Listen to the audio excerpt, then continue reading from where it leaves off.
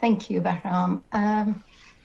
In the summer of 1988, from July to September, more than 5,000 political prisoners, including many teenagers, were executed without trial or having a chance to say goodbye to their family. They were buried in mass graves. Throughout the 80s, thousands of people were forcibly disappeared and executed.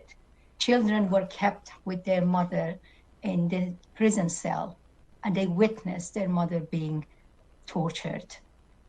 The 80s massacre and the crime against humanity committed by the Islamic regime continued every day, and it's still happening, as you heard in the conference. For example, in 1999, thousands of university students were arrested and tortured.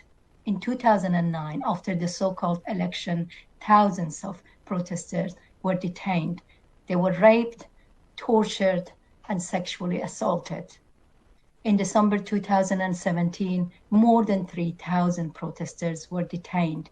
Navid Afkari, an Iranian wrestling champion, was among those detainees, which unfortunately got executed in 2020. In November 2019, in the mass protests across Iran, more than around 1,500 protesters were killed by the security forces of the regime, and more than 8,000 were arrested. Many of them are still in prison. Just recently, you might have heard of that, Ruhollah Zam, an Iranian journalist and a French resident, was executed. Zam was actually kidnapped from Iraq by the Islamic Revolutionary Guard, IRGC, then taken to prison, tortured, and then executed. What the French government and the EU did, they only condemned it, nothing else. I can speak about the crime committed by the Islamic regime in Iran for hours. There are many reports on the website of Campaign to Free Political Prisoners in Iran that you can access. We have written numerous letters to the UN, to the EU governments and their organizations. My point for speaking about the crime committed by the Islamic regime here is that despite all these horrendous crimes, which I gave you a few examples and others did, UN, EU governments and their organization have chosen to close their eyes and doing nothing serious about it.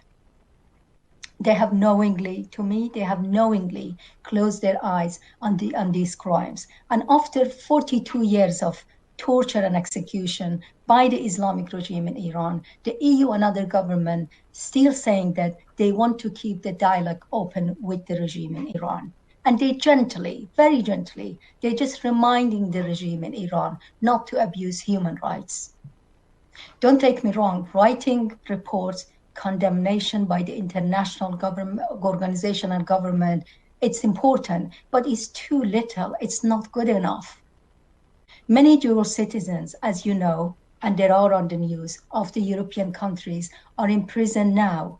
Their family been harassed, they are tortured in prison themselves, and they've been used as a bargaining chips. Why the embassies of the Islamic regimes are still open in European countries, and why the European governments are still meeting with the ambassadors like business as usual.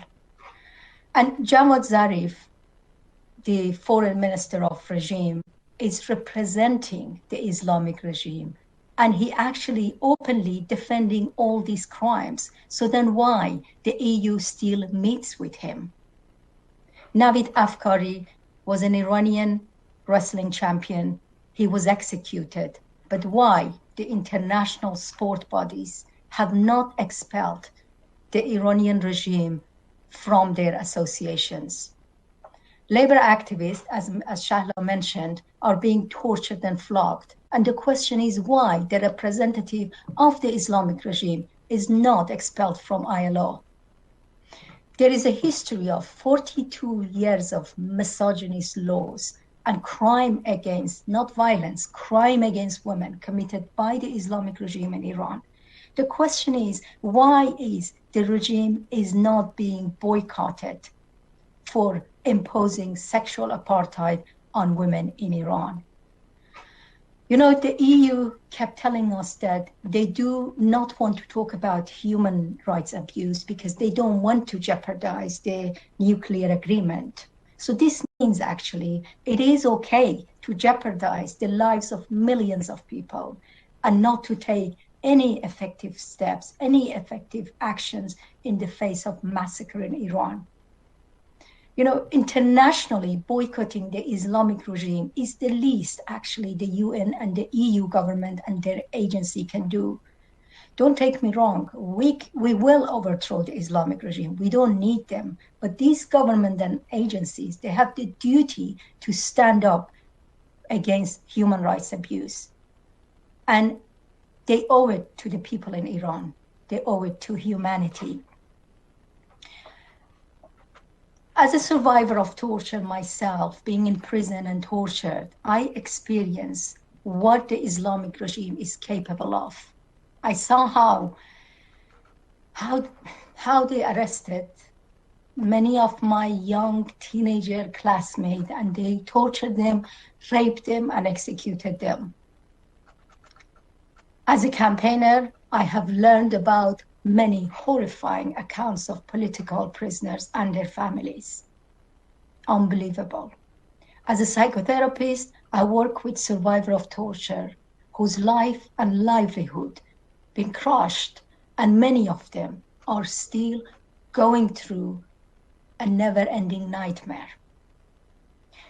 You heard all these, points about human rights abuse. And my question is, if 40 years of crime against humanity in Iran is not enough to boycott the Islamic regime, then what is? Thank you.